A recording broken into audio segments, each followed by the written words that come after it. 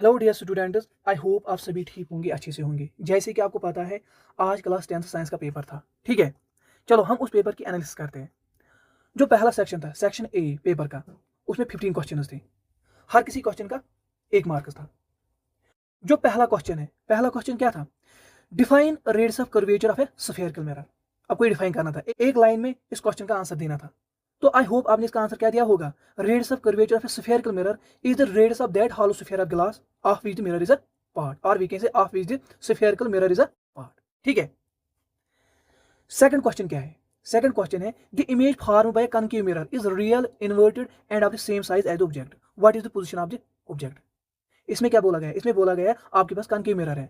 ठीक है, उसने कौन सी इमेज बनाई? Real, inverted and of the same size as the object. तो आपको क्या बोलना है? ऑब्जेक्ट की पोजीशन वहां पे होगी। फिर तो आपको पता है, जब भी हम सेंटर ऑफ कर्वेचर पे रखते हैं ऑब्जेक्ट, तो इमेज क्या बनती है? Real, inverted and of the same size as the object. तो इसका आंसर क्या था? Centre of curvature. इसका आंसर था सेंटर ऑफ कर्वेचर, जिसको हम सी से डिनोट करते थे। ठीक है। तीसरा क्वेश्चन क्या है? तीसरा क्वेश्चन है the refractive index of diamond is. Diamond का रिफ्रैक्टिव इंडेक्स क्या है? इसका आंसर था 2.42, क्योंकि डायमंड में 2.42 टाइम्स लाइट स्लो चलती है। ठीक है, एज कंपेयर टू वैक्यूम। देखो, आपको पता है जो रिफ्रैक्टिव इंडेक्स होता है वो किसके बराबर होता है? C divide by V. C is the speed of light in vacuum and V is the speed of light in diamond. इस फार्मूले से आप इसको फाइंड आउट कर सकते हो। ठीक है। फोर्थ क्वेश्चन क्या है? फोर्थ क्वेश्चन है the SI unit of potential difference is. Potential difference का एसआई यूनिट क्या है? वोल्ट। ठीक है। फिफ्थ क्वेश्चन क्या है? फिफ्थ क्वेश्चन है name the device used to measure potential difference across the conductor. अगर आपको पोटेंशियल डिफरेंस मेजर करनी हो तो आप किस डिवाइस से इसको मेजर करोगे? Volt meter. ठीक है, वोल्ट मीटर।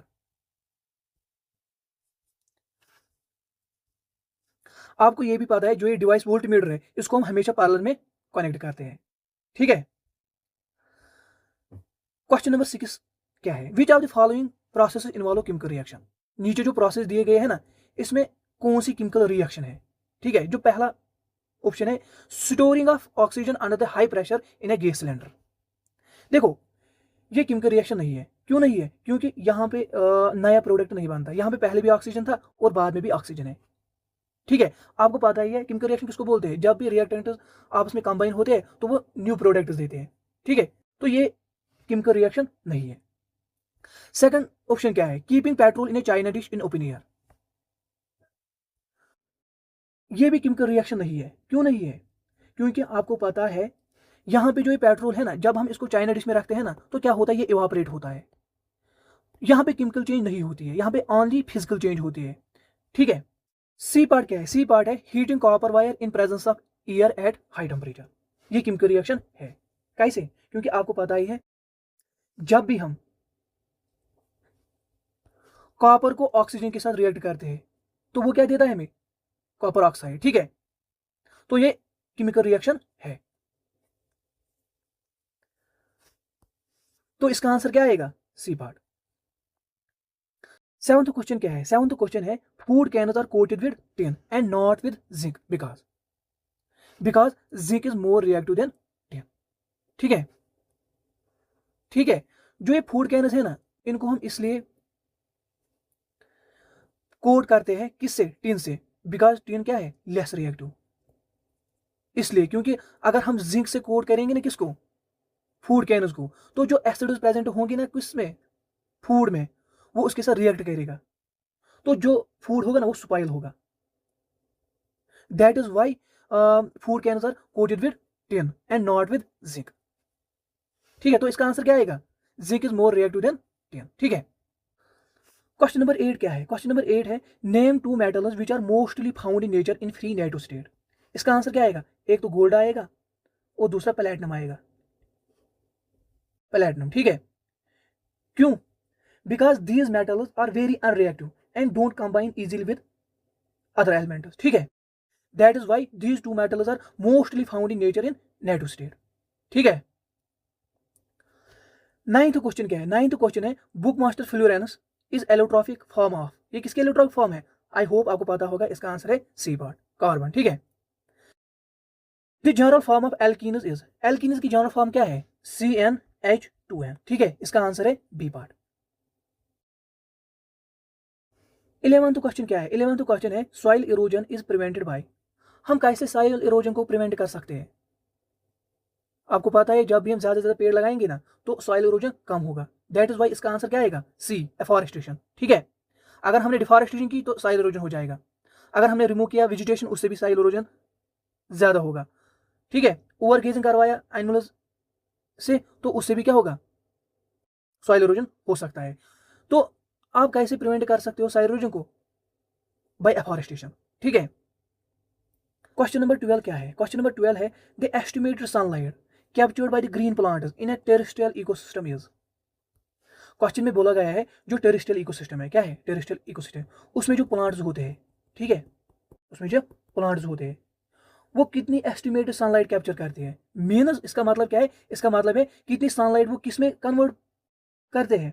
केमिकल एनर्जी में कन्वर्ट करते हैं थ्रू फोटोसिंथेसिस। इसका आंसर आएगा 1%। ठीक है, 1% ही सनलाइट वो किस में कन्वर्ट करते हैं? केमिकल एनर्जी में कन्वर्ट करते हैं थ्रू फोटोसिंथेसिस। देखो ये सन है, ठीक है, ये सन है और ये प्लांट है। जो यहां से सनलाइट आती है ना, उस सनलाइट में से ओनली 1% ये किस में कन्वर्ट करता है? केमिकल एनर्जी में कन्वर्ट करता है थ्रू फोटोसिंथेसिस। ठीक है, इसलिए इसका आंसर क्या आएगा? डी पार्ट आएगा, 1%। 13th क्वेश्चन क्या है? 13th क्वेश्चन है in a monohybrid cross we get a genotypic ratio of. जो वहां पे जीनोटाइपिक रेशियो होता है ना, वो किस टाइप का होता है? उसका रेशियो क्या होता है? उसका रेशियो होता है 1:2:1। ठीक है, 14th क्वेश्चन क्या है? 14th क्वेश्चन है exchange of genetic material takes place in. जो जेनेटिक मटेरियल एक्सचेंज होता है ना वो किस प्रोसेस में होता है? देखो जो ये वेजिटेटिव प्रोपगेशन है ना, ये एसेक्सुअल रिप्रोडक्शन है, इसमें जेनेटिक मटेरियल ट्रांसफर नहीं होता है। एसेक्सुअल रिप्रोडक्शन में भी जेनेटिक मटेरियल ट्रांसफर नहीं होता है और बर्डिंग में भी जेनेटिक मटेरियल ट्रांसफर नहीं होता है, क्योंकि ये टाइप्स ऑफ एसेक्सुअल रिप्रोडक्शन है। ठीक है, जो ये सी पार्ट है सेक्सुअल रिप्रोडक्शन, ये इसका आंसर आएगा। ठीक है, क्योंकि इसी में जेनेटिक मटेरियल ट्रांसफर होता है from parents to offspring. Question number 15 क्या है? क्वेश्चन नंबर 15 है a zygote which has an X chromosome inherited from the father will develop into A.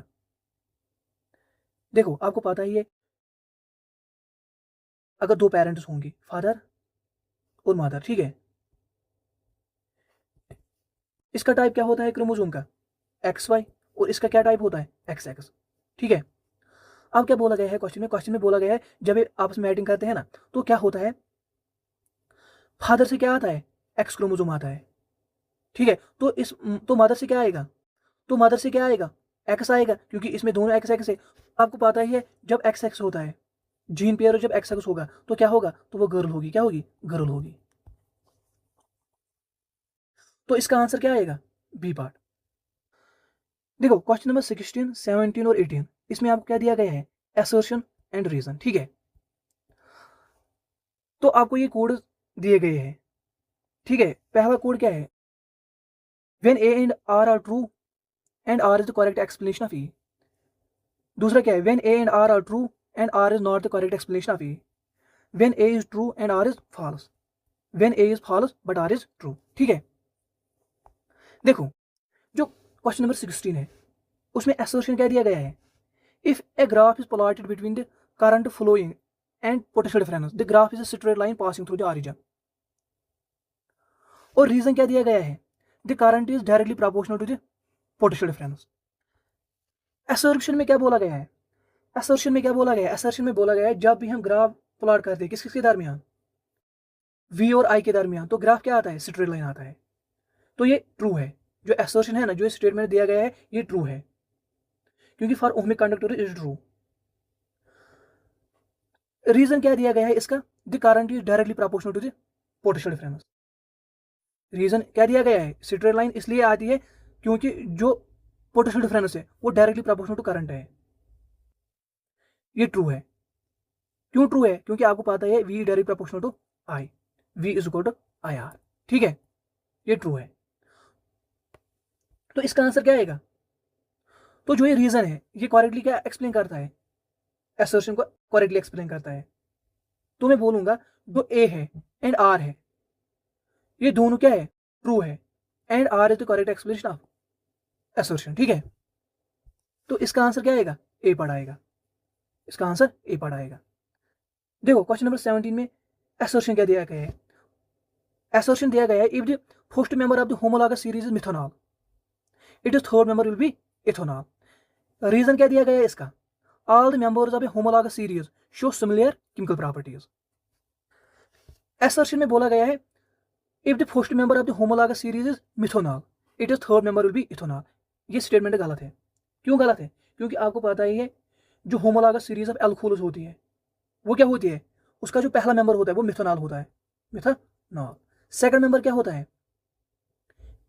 Ethanol. Third member क्या होता है? प्रोपानॉल। ठीक है, जो एल्कोहल्स है, एल्कोहल्स की होमोलॉगस सीरीज है। तो स्टेटमेंट में क्या बोला गया है? अगर फर्स्ट मेंबर क्या है होमोलॉगस सीरीज का? मिथेनॉल, तो थर्ड मेंबर क्या है? इथेनॉल। लेकिन फर्स्ट मेंबर तो मिथेनॉल है, लेकिन थर्ड मेंबर क्या है? प्रोपोनॉल। इथेनॉल सेकंड मेंबर है, तो ये गलत है। जो ये स्टेटमेंट, ये असर्शन दिया गया ना, ये गलत है। ठीक है, रीजन में क्या बोला गया है? All the members of homologous series show similar chemical properties. ये करेक्ट है, रीजन करेक्ट है, क्योंकि जो मेंबर्स होते हैं ना होमोलॉगस सीरीज के, उनकी केमिकल प्रॉपर्टीज सेम होती है, सिमिलर होती है। ठीक है, तो ये तो करेक्ट है। ये तो करेक्ट है, ये तो ट्रू है। ये क्या है? ये फॉल्स है। इसका आंसर क्या आएगा? A is false, A is false, R is true. तो इसका आंसर क्या आएगा? ये आएगा A is false, R is true. D पर इसका आंसर आएगा। ठीक है,